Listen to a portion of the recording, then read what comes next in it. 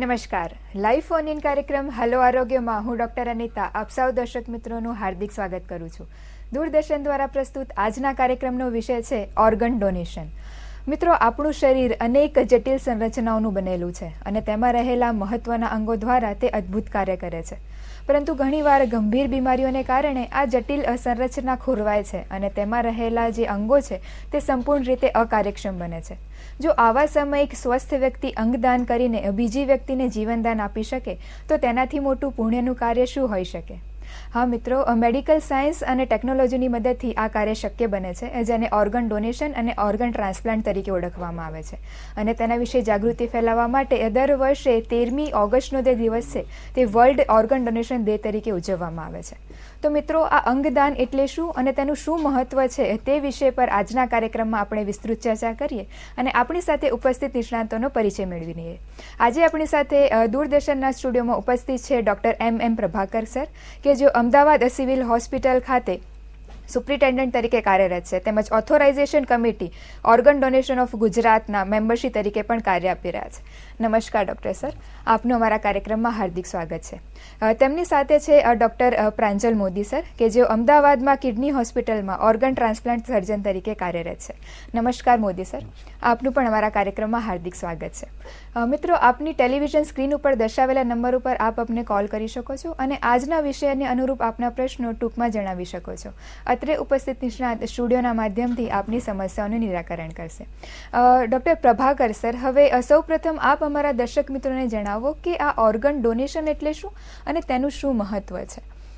હું આપને જણાવું કે જેમ અનિતાબેને કહ્યું એમ, જ્યારે આપણા શરીરમાં ઘણા બધા ઓર્ગન કામ કરે છે જીવન જીવવા માટે, એમાં જો ઓર્ગન ફેલ જાય તો એ ઓર્ગનની જગ્યાએ કાઢીને નવું જ સારા માણસનું ઓર્ગન આપણે બદલીએ તો એને ઓર્ગન ડોનેશન કહે છે. અને ખાસ કરીને અત્યારે જે ગુજરાતમાં અને ભારતમાં જે ઓર્ગન ડોનેશન ચાલે છે એમાં કિડની અને લીવર અત્યારે સારી રીતે કામ કરે છે અને હાર્ટનું પણ અત્યારે ટ્રાન્સપ્લાન્ટ થઈ રહ્યું છે. એટલે આવા જે કાર્યો હોય એને ઓર્ગન ડોનેશનમાં આપણે લઈએ છીએ. જી સર. ડૉક્ટર મોદી સર, હવે જે ઓર્ગન ડોનેશન કે જેને અંગદાન તરીકે આપણે ઓળખીએ છીએ તો તેના કેટલા પ્રકાર છે? બે રીતે અંગદાન થઈ શકે. એક જીવતે જીવતા અંગદાન થાય, જેમ કે એક કિડની આપણે આપી શકીએ, આપણી પાસે 2 કિડની હોય તો અડધું લીવર આપી શકીએ કે આંતરડાનો ટુકડો પણ આપી શકીએ ટ્રાન્સપ્લાન્ટના પ્રોસિજર માટે. અને બીજું જે ટાઈપનું છે એને કેડેવર ઓર્ગન ડોનેશન કહે છે, કે જેમાં બ્રેન ડેથ થાય વ્યક્તિનું, એટલે કે મગજ મરી જાય ત્યાર પછી એના તમામ અવયવો કાઢી લેવામાં આવે, જેવા કે heart, lung, intestine, kidney, liver, eyes, આ બધી જ વસ્તુઓ, ઇવન બોન મેરો, એ બધી જ વસ્તુઓનું દાન કરી શકીએ ત્યારે. તો આ 2 ટાઈપના અંગદાન હોય અને એ બંનેની અંદર અંગો જુદી જુદી રીતે ચાલે, પણ 2 રીતે અંગદાન થઈ શકતા હોય છે. એટલે કે મુખ્યત્વે 2 રીતે અંગદાન કરી શકાય. આપે કહ્યું પ્રમાણે કે માણસ જીવતો હોય ત્યારે પણ અંગદાન કરી શકે છે અને તેના મૃત્યુ બાદ પણ જે કેડેવરિક ઓર્ગન ડોનેશન હોય છે તે કરવામાં આવે છે. તો ડૉક્ટર પ્રભાકર સર, હવે આપ વિસ્તૃતમાં માહિતી આપો કે માનવના શરીરના કયા કયા અંગો છે મુખ્યત્વે તેનું અંગદાન કરી શકાય છે અને કઈ કઈ પરિસ્થિતિઓમાં ઉપયોગી બને છે? આપણા શરીરમાં ઘણા બધા અંગો આવેલા છે. એમાં અત્યારે જે પ્રચલિત આપણે જે અંગદાન કરી શકીએ એમાં ખાસ કરીને લીવર અને કિડની ભારતમાં ઘણા બધા વર્ષોથી બહુ સક્સેસફુલી કિડની ટ્રાન્સપ્લાન્ટ કરવામાં આવે છે અને છેલ્લા ઘણા બધા વર્ષોથી લીવર ટ્રાન્સપ્લાન્ટ પણ અંગદાન કરવામાં આવે છે. એ ઉપરાંત ભારતમાં હાર્ટ, પેનક્રિયાસ હજી બહુ એવું કંઈ કોઈએ સફળતાપૂર્વક કરેલું નથી, પણ ફેફસા પણ કરી શકાય, આઈ પણ કરી શકાય. આઈ જીવતા જીવ ના કરે, પણ જ્યારે મૃત્યુ થાય એના 6 કલાકમાં પણ આ કરી શકાય. એ ઉપરાંત અમારે જે ખાસ કરીને ઓર્થોપેડિકમાં બોન અને પ્લાસ્ટિક માટે સ્કિન છે એ પણ મૃત્યુ પછી આપણે દાન કરી શકીએ છીએ. જી સર, એટલે કે શરીરના જે ઘણા બધા મહત્વના અંગો છે તેનું દાન કરી શકાય છે અને અન્ય વ્યક્તિ જે રોગગ્રસ્ત છે તેનું જીવન આપણે બચાવી શકીએ છીએ. તો મોદી સર, હવે એવી કઈ પ્રકારની ગંભીર બીમારીઓ છે કે એવા કયા પ્રકારના રોગો છે જેમાં શરીરના મહત્વના અંગો સંપૂર્ણપણે કાર્યક્ષમ બને છે અને તે લોકોને ઓર્ગન ડોનેશનની જરૂરિયાત પડતી હોય છે? જેમ હમણાં પ્રભાકર સાહેબે કીધું એમ, લીવરના પ્રત્યારોપણ જ્યારે જરૂર પડે તો એવા દર્દીઓને મોટાભાગે સિરોસિસ ઓફ લીવર હોય છે. કેટલાક બાળકો એવા હોય છે કે જેની અંદર જન્મજાત ખોડખાપણ હોય, જેવી કે બિલિયરી એટ્રેઝિયા અથવા તો મેટાબોલિક એબનોર્માલિટીઝ હોય, તો આવા બાળકોને પણ લીવર ટ્રાન્સપ્લાન્ટની જરૂર પડતી હોય છે. કિડનીની અંદર આપણા દેશની અંદર યંગ પર્સન્સ જે હોય એમના ઘણા બધાના કિડની ખરાબ થાય છે. બ્લડ પ્રેશર, ડાયાબિટીસ, અથવા તો બીજા બધા રોગ, ગ્લોમેરુલોનેફ્રાઇટિસ ને એ બધાના કારણે પણ કિડની ખરાબ થતી હોય છે. એ ઉપરાંત હાર્ટ, કાર્ડિયોમાયોપેથી જેમ કે HOCM એને કહેવાય છે, લંગ્સ પણ ક્રોનિક પલ્મોનરી ઓબ્સ્ટ્રક્ટિવ ડિસીઝ છે. આ બધાના કારણે હાર્ટ અને લંગ પણ ખરાબ થતા હોય છે અને એવા દર્દીઓને પણ રિસ્પેક્ટિવ ઓર્ગનના ટ્રાન્સપ્લાન્ટની જરૂર પડી શકતી હોય છે. જી સર, એટલે કે મુખ્યત્વે જે ગંભીર બીમારીઓ છે, જીવલેણ બીમારી છે, જેમાં જે આપણા મહત્વના જે વાઇટલ ઓર્ગન્સ જે કહી શકાય તેની કાર્યક્ષમતા તદ્દન ઓછી થઈ જાય છે અને તેમાં ટ્રાન્સપ્લાન્ટની જરૂર અથવા તો ડોનેશનની જરૂર પડતી હોય છે. ડૉક્ટર પ્રભાકર સર, હવે જે ડોનર છે અથવા જે અંગદાતા છે તેના કોઈ પ્રકાર હોય છે ખરા? અંગદાતામાં જેમ પ્રાંજલભાઈએ કહ્યું એમાં લાઈવ ડોનર એટલે કે જીવતો માણસ દાન કરી શકે. અને બીજું જે બ્રેઇન ડેથ છે અથવા તો બ્રેઇન, હાર્ટ અને લંગ ને બીજી ટિશ્યુ ઓર્ગન કામ કરે પણ બ્રેઇન કામ કરતું ના હોય ને માણસ વેન્ટિલેટર હોય ને આપણને ચોક્કસ ટેસ્ટ કર્યા પછી ખબર પડે કે આ માણસ પાછો ફરીથી કામ કરતો નહીં થાય અથવા તો એનું બ્રેઇન સજીવન નહીં થાય, આવા પ્રકારના છે. એમાં બે પ્રકારના આ જ્યારે દાન કરી શકે એટલે જીવતો માણસ દાન કરી શકે અમુક પ્રકારના. અને હાર્ટ અને એવી વસ્તુઓ છે, અત્યારે હજી બ્રેઇનનું કંઈ સક્સેસફુલી નથી થયું, અમેરિકામાં એક કેસ થયો છે, પણ કેડેવરમાં હાર્ટ અને કિડની અને લીવર બધી જ જાતના જે અંગો છે જેમ પ્રાંજલભાઈ કહેવાય એમાં લંગ પણ કરી શકાય, હાર્ટ પણ કરી શકાય અને પેનક્રિયાસ પણ કરી શકાય. હજી સર, એક કોલર આપણી સાથે વાત કરવા માંગે છે, મહેશભાઈ અમદાવાદથી. હેલો હેલો હેલો મહેન્દ્રભાઈ, અમારો અવાજ આવી રહ્યો છે? હેલો સર, લાગે છે કોઈ તકનીકી ખામીને લીધે અમારો અવાજ એમની સુધી નથી પહોંચી રહ્યો. અરે મેડમ, હેલો હેલો, તમારો અવાજ મારી જોડે. હાજી હાજી, બોલો, આપનો અવાજ સંભળાઈ રહ્યો છે. મારે છે ને આખા શરીરનું દાન કરવું હોય જી, એના માટે કોઈ રસ્તો બતાવો. જી ડોક્ટર પ્રભાકર સર. આપણે જીવતા જીવ બધી ચીજ જેમ દાન કર્યું એમ નથી કરતા, પણ મૃત્યુ બાદ, મૃત્યુ પછી જ કરવા. હા, મૃત્યુ બાદ દેહદાન કરી શકાય છે ને. અમારી મેડિકલ કોલેજ અને VSની જે મેડિકલ કોલેજ છે એમાં અમારો જે એનાટોમી ડિપાર્ટમેન્ટ છે એમાં આપ આવીને નામ નોંધાવી જાઓ અને આપનું મૃત્યુ થાય તો અમારે ફોનથી આપણા સગાવાલાએ કોન્ટેક્ટ કરવાનો હોય છે. એ પછી અમારું તમારું દાન લઈ અને અમારા જે મેડિકલ સ્ટુડન્ટ હોય અને એને ભણવા માટે આ દેહદાન અમે લઈએ છીએ.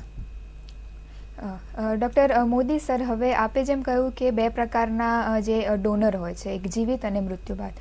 તો જ્યારે માનવી જીવિત હોય ત્યારે એ મુખ્યત્વે લીવર ટ્રાન્સપ્લાન્ટ અને કિડની ટ્રાન્સપ્લાન્ટ કરી શકતો હોય છે, તો તે કેવી રીતે મદદરૂપ થાય છે રોગી માટે? રોગીને લીવર, કિડની, આ બધા જે શરીરની અંદરના અંગો છે એ જીવવા માટે આવશ્યક અંગ છે. ધારો કે કોઈનો હાથ કપાઈ જાય કે કોઈનું આંધળા થઈ જાય તો માણસ મરી નથી જતો, પરંતુ કિડની ફેલ થઈ જાય, લીવર ફેલ થાય કે આંતરડા ફેલ થઈ જાય તો માણસ મૃત્યુ પામે છે.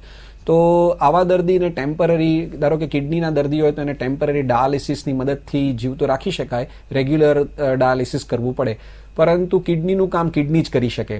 તો આવા સંજોગોની અંદર ફેમિલી મેમ્બરમાંથી કોઈ જે ભારતના કાયદાની વ્યાખ્યાની અંદર રહી અને ઓર્ગન ડોનેશન થાય તો એ એક કિડની એના મેચિંગ ને બધું જોયા પછી એ દર્દીની અંદર પ્રત્યારોપણ કરવામાં આવે તો એ કિડનીનું કામ નોર્મલ ચાલુ થઈ જાય અને દર્દીને ડાયાલિસિસમાંથી મુક્તિ મળી જાય. એવી જ રીતે લીવર ગંભીર બીમારી છે, લીવર માટે કોઈ ડાયાલિસિસ નથી. જેટલું બને એટલું ઝડપથી સિરોસિસના દર્દીઓએ ટ્રાન્સપ્લાન્ટ કરાવી લેવું જોઈએ એક વખત પોર્ટલ હાઇપરટેન્શન અને એની તકલીફો થાય એ પહેલાં. અને જો એ ટ્રાન્સપ્લાન્ટ સમયસર થઈ જાય તો એને પણ લાઈફ થ્રેટનિંગ કોમ્પ્લિકેશનમાંથી એ બચી જઈ શકે છે અને લાંબા જીવન જીવી શકે છે. તો લાઈવ ડોનર તરીકે આ બે અત્યારે સૌથી પ્રચલિત ટ્રાન્સપ્લાન્ટ છે અને એ દર્દીઓ માટે આશીર્વાદ સમાન છે. જી સર, એક અન્ય કોલર છે આપણી સાથે, દેવરાજભાઈ સુરતથી. Hello hello. હા જી નમસ્કાર, આપનો પ્રશ્ન જણાવો. હા, આપણે અમુક જે એક્સિડન્ટ કેસ થતા હોય છે એ દર્દીને દાખલ કરેલા હોય, વેન્ટિલેટર ઉપર હોય, તો એ લોકો ફરી સારું થઈ શકે એવી પોઝિશનમાં ન હોય તો એ લોકો ડોક્ટરને હોસ્પિટલમાંથી તેવું કઈ ઓર્ગેનાઇઝ ન થઈ શકે, એ લોકો આ પેશન્ટના રિલેટિવને સમજાવે કે ભાઈ આવું કરો કે તેવું કરો કાટે. હા જી ડોક્ટર મોદી સર. ના, એવું જ થાય છે, કારણ કે જ્યારે દર્દીની પરિસ્થિતિ ગંભીર હોય એટલે કે એને મગજમાં બહુ મોટી ઈજા પહોંચી હોય, સીટી સ્કેન અને બીજા બધા તમામ તપાસ કર્યા પછી એમ લાગે કે આ દર્દીનું મૃત્યુ થઈ ચૂકેલું છે, એટલે કે બ્રેઇન સ્ટેમ ડેથ થઈ ચૂકેલું છે, તો ત્યારે સગાવાલાને સમજાવવામાં આવે છે અને સગાવાલાની સંમતિ લઈ ત્યાર પછી જ એ જે તે હોસ્પિટલના ડાક્ટર એમ કહે કે ભાઈ આના ઓર્ગન ડોનેશન કરો. એવી વખત એ લોકો અમારો કોન્ટેક્ટ કરે. અમે સુરત પણ આવીએ છીએ, આપ સુરતના નિવાસી છો એટલે, અને ત્યાં સુરતની જે તે હોસ્પિટલમાં ઓપરેશનની વ્યવસ્થા હોય એવી જગ્યાએ પહોંચી ઓર્ગન લઈ અને પાછા અમદાવાદની સિવિલ હોસ્પિટલમાં આવી અને ત્યાં આગળ ટ્રાન્સપ્લાન્ટ કરીએ છીએ ત્યાં. તો એ એવી વ્યવસ્થા થઈ શકતી હોય છે. એના માટેને કાયદાકીય પ્રમાણે 2 ન્યુરોસર્જન અથવા ન્યુરોફિઝિશિયનને બ્રેઇન ડેડ ડિક્લેર કરવું એ ફરજિયાત વસ્તુ છે. જો દર્દી બ્રેઇન ડેડ ન હોય તો ઓર્ગન ડોનેશન ન થઈ શકે. જી ડૉક્ટર પ્રભાકર સર, હવે જ્યારે એક દર્દીને ઓર્ગન ડોનેશનની જરૂરિયાત પડે છે તો તેના જે નજીકના સગા સંબંધીઓ છે તે ડોનેશન આપી શકે છે અંગનું, તો તે સિવાય બીજા કયા લોકો છે જે અંગદાન કરી શકે છે દર્દીને? આ ડોનેશનમાં ખાસ કરીને જે ફેમિલી મેમ્બર હોય, હસબન્ડ વાઈફ, એમના જે બાળકો છે એ અને માતા પિતા છે, આ લોકો અંગદાન કરી શકે છે. એમાં અમારી જે તે હોસ્પિટલને અમે પરમિશન આપી છે ડોનેશન અને ટ્રાન્સપ્લાન્ટ કરવાની, એની એક એથિકલ કમિટી હોય છે. એટલે એ લોકોએ અમારી જોડે મંજૂરી લેવા આવવાની જરૂર નથી, પણ એ હોસ્પિટલની કમિટી જ આવા જે ક્લોઝ રિલેટિવ કહેવાય, બ્લડ રિલેટેડ, એવા લોકોને મંજૂરી આપે છે અને એનું ફાસ્ટ આ ટ્રાન્સપ્લાન્ટ થતું હોય છે. એ ઉપરાંત જે ડિસ્ટન્સ રિલેટિવ હોય અથવા તો ઇમોશનલ કે રિલેટિવ જ ના હોય એવા લોકોને જ્યારે અંગદાન કરવું હોય અને મેચિંગ ને એ બધું જોયા પછી એ લોકો એને જે સ્ટેટ ઓર્ગેનાઇઝેશન, આની જે એક ઓથોરાઇઝેશન કમિટી છે એની મંજૂરી લેવાની હોય છે. અને આમાં ખાસ કરીને દૂરના મામા, માસી, ભાભી, એ બધા લોકો જે ક્લોઝ રિલેટિવમાં નથી આવતા અથવા તો ઇમોશનલ જેને રિલેશન કહેવામાં આવે છે એવા લોકો પણ આવા લોકોને દાન કરી શકે છે. જી ડૉક્ટર મોદી સર, હવે જે મુખ્યત્વે કિડની ટ્રાન્સપ્લાન્ટ વિશે આપણે વાત કરીએ તો કિડની ટ્રાન્સપ્લાન્ટ એટલે શું, તે વિશે વિસ્તૃત માહિતી આપો. કિડની ટ્રાન્સપ્લાન્ટ એટલે કે એક કિડની લઈ અને જે દર્દીની કિડની ચાલતી ન હોય એના શરીરમાં એ કિડનીને બેસાડવી, એને કિડની ટ્રાન્સપ્લાન્ટ કહે છે. સામાન્ય રીતે આ પહેલાના જમાનામાં ઓપન ઓપરેશન એટલે કે ચેકો મૂકીને ઓપરેશન કરવામાં આવતું. આજના જમાનામાં આ બધી જ વસ્તુઓ લેપ્રોસ્કોપી અને રોબોટની મદદથી કરવામાં આવે છે. એનો અર્થ એવો થાય કે એક નાનકડો ઘા શરીર પર આવે, એના કિડની દર્દીના શરીરની અંદર જતી રહે અને ત્યાર પછી બાકીનું બધું જ કામ લોહીની નળીઓ સાથે જોડવાનું અને એ મૂત્રની નળીને બ્લેડર સાથે જોડવાનું બધું જ કામ લેપ્રોસ્કોપી અથવા રોબોટની મદદથી થતું હોય છે. જેથી કરીને આ દર્દીની આ ઓપરેશનની ઇન્ટેન્સિટી ઘણી બધી ઘટી ગઈ છે. દર્દી ઝડપથી સાજો થઈ અને ઘરે જાય અને દર્દ અને દુઃખ ઓછા થાય એ માટેના બધા મોડર્ન ગેઝેટ્સના કારણે આ બધી વસ્તુ શક્ય બની શકી છે. જી સર. ડૉક્ટર પ્રભાકર સર, જેમ મોદી સરે વાત કરી કિડની ટ્રાન્સપ્લાન્ટ વિશે, તો જ્યારે એક વ્યક્તિ જે સગા સંબંધી છે દર્દીને કિડનીનું દાન કરે, ત્યારબાદ તેના જીવનમાં જે દાતા છે તેને કોઈક રોગ થઈ શકે અથવા તો તેને કોઈ મુશ્કેલીઓ સર્જાઈ શકે ખરી, અથવા તેના જીવનકાળમાં કોઈક ફેરફાર આવી શકે ખરા? યુઝ્યુઅલી કિડની અને લીવરમાં એવું છે કે એક કિડની આપણે કાઢી લઈએ અને બીજાને જ્યારે દાનમાં આપીએ ત્યારે આપણી જે નોર્મલ કિડની હોય એ 2 કિડનીનું ફંક્શન તરત જ ઉપાડી લેતું હોય છે ને ગ્રેજ્યુઅલી એને જે બંને કિડની કામ કરે છે એ જ પ્રકારનું એ શરીરમાં કામ કરે છે. એ ઉપરાંત જ્યારે લીવરમાં જે લાઈવ ઓર્ગન ડોનેશન કે એમાં અડધું લીવર કાઢી અને બીજામાં પ્રત્યારોપણ કરવાનું હોય છે ને ગ્રેજ્યુઅલી એ લીવર બાદમાં જે કાઢી લીધું એની જગ્યાએ નવું લીવર થઈ જતું હોય છે. એટલે યુઝ્યુઅલી મોટા ભાગનામાં આ લીવર અથવા તો કિડની કાઢ્યા પછી કોઈ પણ જાતની તકલીફ થતી નથી હોતી ને, બધા નોર્મલ એમની લાઈફ જિંદગી જીવતા હોય છે. જેમ નોર્મલ માણસમાં કોઈ રોગ થાય એવો ભવિષ્યમાં આવા રોગ થવાની શક્યતા છે. અધરવાઇઝ તો કોઈ પણ જાતનો રોગ થતો નથી ને બધા નોર્મલી જીવી શકતા હોય છે. જી સર, એટલે કે યોગ્ય ટેસ્ટ કર્યા બાદ અને જો મેચિંગ સારું હોય તો જે દાન લેનાર છે અને દાન આપનાર છે બંને વ્યક્તિઓના જીવનમાં કોઈક જે દેખીતી મુશ્કેલીઓ સર્જાતી નથી અને તે બંને જે વ્યક્તિઓ છે તે સામાન્ય જીવન જીવી શકે છે. ડૉક્ટર મોદી સર, હવે બાળકોની અંદર કિડનીને લગતા એવી કઈ પ્રકારની બીમારીઓ જે જન્મજાત જોવા મળે છે અને તેમાં કિડની ટ્રાન્સપ્લાન્ટની જરૂર પડતી હોય છે? સૌથી સામાન્ય રીતે રિફ્લક્સ એટલે કે પેશાબની થેલીમાંથી પેશાબ પાછો કિડનીની અંદર જાય અને બાળકને જો ભૂતકાળમાં વારે વારે ઇન્ફેક્શન થયેલું હોય તો ગ્રેજ્યુઅલી એ કિડની નાશ પામે છે. ઘણા બાળકોને જન્મતા વખતથી જ કિડની બહુ નબળી હોય છે અને એ કિડનીને જેમ જેમ ફોલોઅપ કરીએ એટલે કે 8 વર્ષે 9 વર્ષે કે 10 વર્ષનું બાળક થાય ત્યાં સુધીમાં એ કિડની નબળી પડી જાય અને એ ધીરે ધીરે કરતાં ખરાબ થઈ જાય છે. એ ઉપરાંત ઘણી બધી મેડિકલ કન્ડિશન પણ એવી છે કે જેના કારણે નાની ઉંમરે કિડની ખરાબ થઈ જતી હોય છે.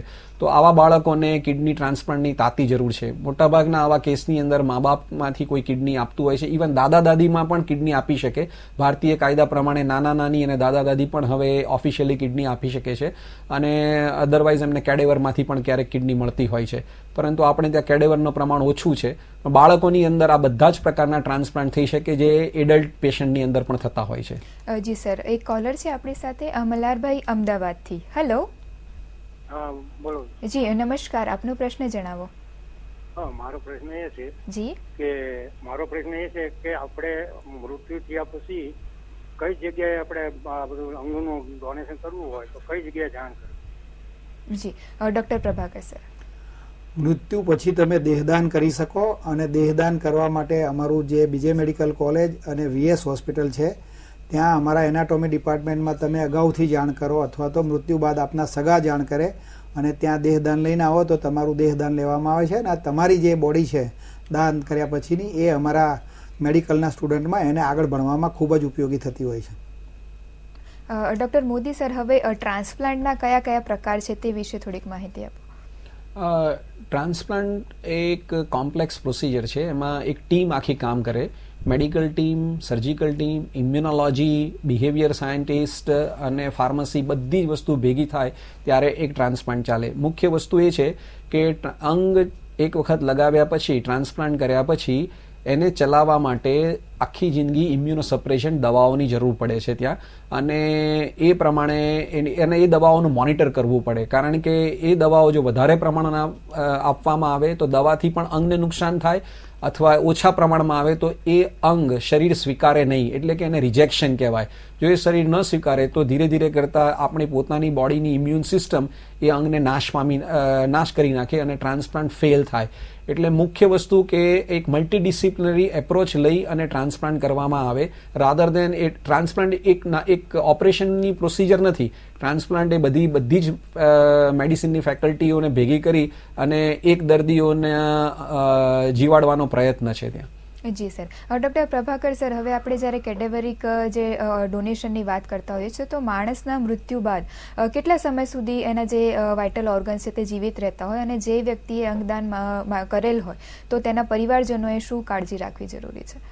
પ્રાંજલભાઈએ જેમ કહ્યું એમ કેડેવર ડોનેશન ખૂબ જ અગત્યનું છે. એટલે માણસ વેન્ટિલેટર ઉપર હોય, એનું બ્રેઇન કામ ના કરતું હોય પણ બીજા ઓર્ગન જે ખાસ કરીને વેન્ટિલેટરની મદદથી આપણે ચલાવતા હોઈએ એમાં હૃદય ચાલતું હોય, ફેફસા ચાલતું હોય ત્યારે એ જે લીવર અને કિડની આપણે લઈ શકીએ તો એનું દાન કરી શકાય છે. મૃત્યુ બાદ અમુક કલાકમાં તમે ફક્ત આઈજ ડોનેશન લઈ શકો છો અને બોન અને સ્કિન લઈ શકો છો. બાકી લીવર અને કિડની મૃત્યુ બાદ લઈ શકાતા નથી.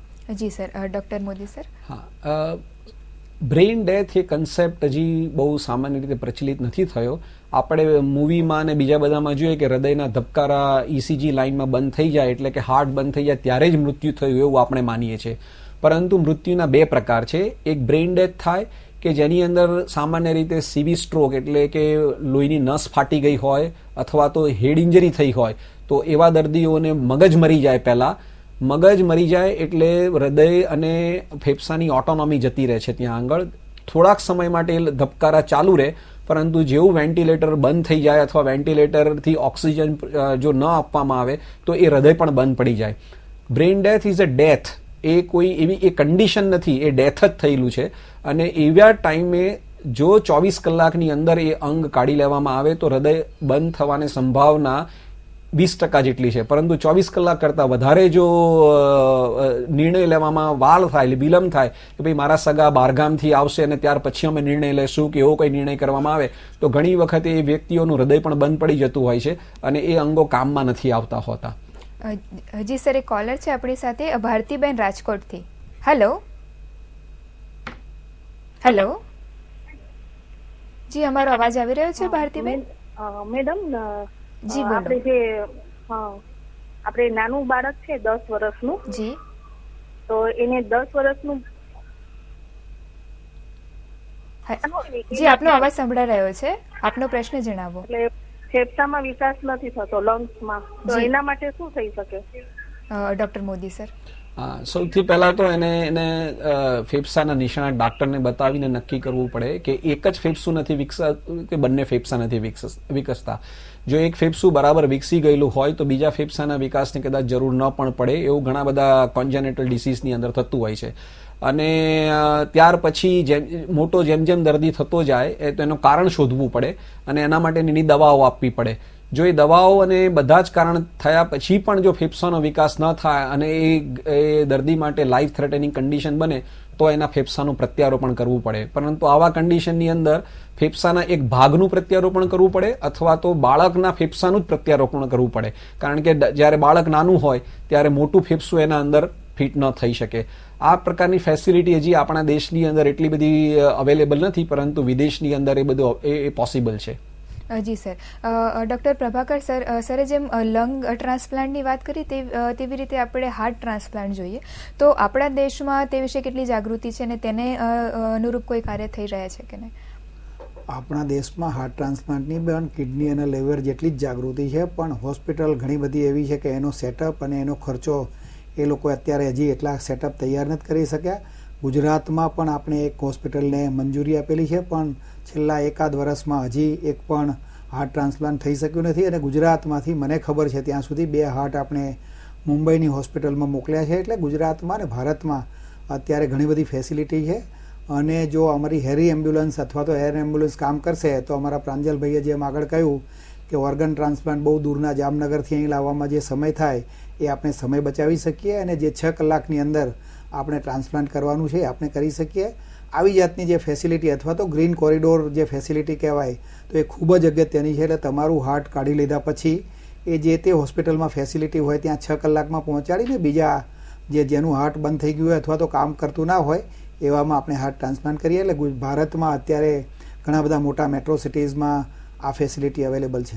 જી સર. ડૉક્ટર મોદી સર, હવે હૃદયને લગતી એવી કયા પ્રકારની બીમારીઓ છે અથવા તો જે બાળકોમાં કેવા પ્રકારના જે જન્મજાત રોગો છે જેમાં હાર્ટ ટ્રાન્સપ્લાન્ટની જરૂરિયાત પડતી હોય છે? મોટાભાગે હાર્ટ ટ્રાન્સપ્લાન્ટ એડલ્ટ પેશન્ટમાં થતું હોય છે, કારણ કે સાઇઝ એ બહુ ઇમ્પોર્ટન્ટ ક્રાઇટેરિયા હોય છે. ઇવન બેનનું હાર્ટ હોય એ ભાઈમાં ટ્રાન્સપ્લાન્ટ કરવા માટે પણ સાઇઝ મિસમેચ થતું હોય તો પણ તકલીફ પડી શકે. HOCM એટલે કે હાઇપરટ્રોફિક ઓબ્સ્ટ્રક્ટિવ કાર્ડિયોમાયોપેથી નામનો રોગ હોય અથવા તો કન્જેસ્ટિવ ફેલિયર લાંબા સમયથી થતું હોય, મિકેનિકલ પમ્પ ફેલિયર હોય તો એવા દર્દીઓને હાર્ટ ટ્રાન્સપ્લાન્ટની જરૂર પડી શકે. હાર્ટ ટ્રાન્સપ્લાન્ટનો હું એક્સપર્ટ નથી, પણ આ 3 કોમન ઇન્ડિકેશન છે અને મોટાભાગે એવા દર્દીઓની ઉંમર લગભગ 30 થી 50 વર્ષની અંદર હોય છે. જી સર, એક કોલર છે આપણી સાથે, શ્યામસિંહભાઈ અમદાવાદથી. હેલો. હેલો. હેલો. જી નમસ્કાર શ્યામસિંહભાઈ, આપનો પ્રશ્ન જણાવો. બસ મેડમ, મારે બોડી ડોનેટ કરવાની છે. પહેલા તો પ્રશ્ન છે. જી. બોડી ડોનેટ કરવાની. જી, આપનો પ્રશ્ન જણાવો. આ પ્રશ્ન છે કે આપણે જે બોડી ડોનેટ કરવાની હોય. જી ડૉક્ટર પ્રભાકર સર. મેં આગળ પણ કહ્યું એમ બોડી આપણે જીવતા જીવ ડોનેટ કરવી હોય તો એવું નથી થતું, પણ મૃત્યુ બાદ જ આપણે દેહદાન કરી શકીએ. તો અમારી જે એનાટોમી ડિપાર્ટમેન્ટ બીજે મેડિકલ કોલેજ છે એમાં આપ અથવા તો આપના સગા નામ નોંધાવી જાઓ ને આપનું મૃત્યુ થાય ત્યારે આપના સગા આ દેહદાન આપે તો અમારા એનાટોમી ડિપાર્ટમેન્ટમાં લઈએ છીએ અને અમારા જે મેડિકલના સ્ટુડન્ટ છે એને ભણવામાં ખૂબ જ ઉપયોગી થાય છે. જી શ્યામસિંહભાઈ, અમદાવાદ હોસ્પિટલ, સિવિલ હોસ્પિટલ ખાતે, બીજે મેડિકલ હોસ્પિટલ ખાતે આપ જઈને આપનું નામ નોંધાવી શકો છો અને આગળની કાર્યવાહી ત્યાંથી આપણને જાણવા મળશે. ડૉક્ટર મોદી સર, હવે જે અંગદાન છે તે વિશેના કાયદાકીય પાસાઓ અથવા તો એથિકલ ઇશ્યુઝ કયા કયા છે તે વિશે માહિતી આપો. હા, આ બહુ જ અગત્યનો પ્રશ્ન છે, કારણ કે એક સામાન્ય માન્યતા એવી હોય છે કે અંગો વેચાઈ જાય છે અને આ બહુ સેન્સિટિવ ઇસ્યુ છે. ભારત સરકારે અને આપણા ગુજરાત સરકારે બહુ જ એના સ્ટ્રિન્જન્ટ કાયદા બનાવેલા છે. એ પ્રમાણે એની એક વ્યાખ્યા ઊભી કરી છે કે કોણ અંગદાન કરી શકે. તો અંગદાન એ સગાવાલા સિવાય બીજું કોઈ પણ ન કરી શકે અને જો સગાવાલા સિવાય કોઈ પણ વ્યક્તિ અંગદાન કરવા માંગતી હોય તો એની લીગલ મેટર ઘણી બધી મોટી છે અને એને એપ્રોપ્રિએટ ઓથોરાઇઝેશન કમિટી કે જે ગવર્મેન્ટની હાઈએસ્ટ કમિટી છે, જેના પ્રભાકર સાહેબ એના મેમ્બર છે અને એ કમિટીમાંથી પાસ થવું પડે.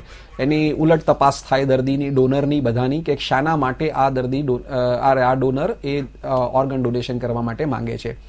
મુખ્ય એથિકલ ઇસ્યુ ઘણી વખત એ હોય છે કે લાઈક સે ફોર એક્ઝામ્પલ કે એક જ મહિનો થયો હોય મેરેજ થયા અને પછી એમ કે વાઈફ હવે હસબન્ડને ડોનેટ કરવા માંગે છે, તો એવા કેસીસ ધારો કે એ ફિશી કેસીસ ગણાય કે જેની અંદર ક્યારેક પરમિશન ન મળે, ભલે હસબન્ડ એન્ડ વાઈફનું ઓફિશિયલ રિલેશનશીપ હોય તો પણ, કારણ કે એની અંદર એક શંકા ઉદ્ભવે કે આવા દર્દી આ લગ્ન એ ખરેખર સાચા લગ્ન કરેલા છે કે ખાલી ઓર્ગન ડોનેશનની પ્રોસિજર માટે કરેલા છે. તો આવા બધા એથિકલ ઇસ્યુઝ આની અંદર હોય, આવા ઘણા બધા એથિકલ ઇસ્યુઝ હોય છે. દર્દી ક્યાં આગળ રહે છે, ડોનર ક્યાં રહે છે, એ પણ એક અગત્યની વસ્તુ હોય છે.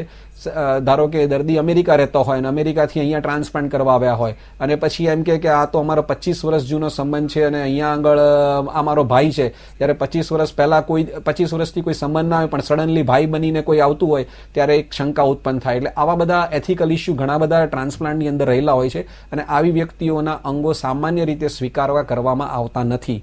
જે બોન્ડ ફેમિલી લાંબા સમયથી એકબીજાની સાથે રહેલું હોય એવી જ વ્યક્તિઓના અંગો સ્વીકારવામાં આવે છે કે જેથી કરીને કોઈક ગરીબ માણસોને કે બીજા કોઈને ભોળવીને છેતરીને એના અંગોની કઈ કાયદાની વિરુદ્ધ થઈ અને ઓર્ગન ડોનેશન ન થાય એની કાળજી પૂરતી લેવાતી હોય છે.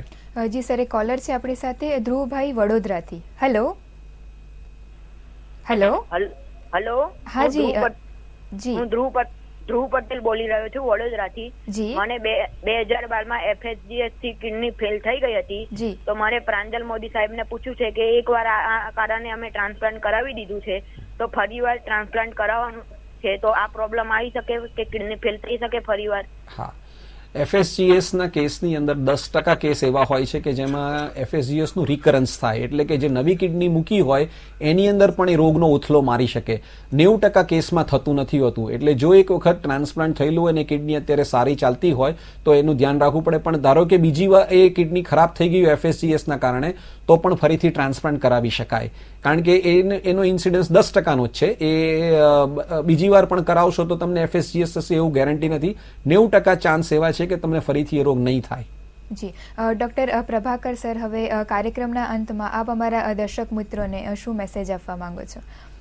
મારો એક જ મેસેજ છે કે આપણે આ જે દેશમાં અને આપણી હોસ્પિટલો ઘણા બધા લોકો વેન્ટિલેટર ઉપર હોય છે ને, એમાંથી મારી દ્રષ્ટિએ હું મારો અનુભવ કહું તો લગભગ 50% જે અમારા વેન્ટિલેટર ઉપરના દર્દીઓ હોય છે બ્રેઇન ડેડ હોય છે ને. આપનો જે કન્સેપ્ટ છે, ગુજરાતમાં એટલું બધું લાંબુ લિસ્ટ છે કિડની અને લીવરનું, એમાં બેકલોગ બહુ મોટો છે. જો આ બ્રેઇન ડેડ આપણા સગાવાલા સમજી જાય અને જલ્દી કન્સેન્ટ આપે તો બ્રેઇન ડેડના જે ખાસ કરીને લીવર અને કિડની છે જેની જરૂરિયાત છે એવા લોકોને મળે તો આની અવેરનેસ વધે અને લોકો શરૂ સમજે તો આ બેકલોગ આપણે પૂરું કરી શકીએ. જી જરૂરથી સર. ડોક્ટર મોદી સર, આપ અમારા દર્શક મિત્રોને શું સંદેશ આપવા માંગો છો? સંદેશો બહુ જ ક્લિયર છે કે 13મી ઓગસ્ટ અંગદાનનો દિવસ છે. એક સંકલ્પ લેવાનો કે જ્યારે પણ બ્રેઇન ડેથ થાય કોઈ પણ કારણસર, પોતાનું કે પોતાના સગાવાલાનું, આપણે સામેથી ડાક્ટરને પૂછીએ કે જો બ્રેઇન ડેથ હોય તો અમે ઓર્ગન આપવા તૈયાર છીએ. ઘણીવાર ડાક્ટરને પણ મૂંઝવણ હોય છે કે આવું ડિક્લેર કરવું કે નહીં, એની લીગલ આસ્પેક્ટ, એના બીજા કોઈના ડરથી પણ કે ભાઈ આપણે આવું કહેશું તો દર્દીના સગાને શું વિચાર આવશે. જો એક પ્રજા તરીકે આપણે નિર્ણય કરીએ કે ના, આખી જિંદગી મેં સમાજ પાસેથી કંઈક ને કંઈક લીધું છે, પરંતુ હવે અંત છે, મૃત્યુ પામી ગયું છે આપણું સગાવાલું જે કોઈ, તો એના અંગો દાન કરીએ તો એ કોઈકને ને કોઈકને કામમાં આવશે. એ વખતે એવી વિચારવાની જરૂર નથી કે એને ડાયાબિટીસ હતો એટલે બ્લડ પ્રેશર હતું કે ફલાણી તકલીફ હતી એટલા માટે એના અંગો કામમાં નહીં આવે. તો આપણી ફરજ ફક્ત દાન કરવાની છે. ડાક્ટર નક્કી કરશે કે આ અંગ વપરાય કે નહીં.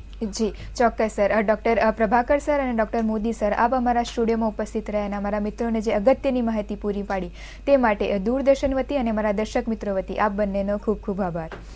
મિત્રો, સમય થઈ ગયો છે આપ સૌથી રજા લેવાનો. ફરી મળીશું આ જ કાર્યક્રમમાં કોઈ નવા વિષય સાથે.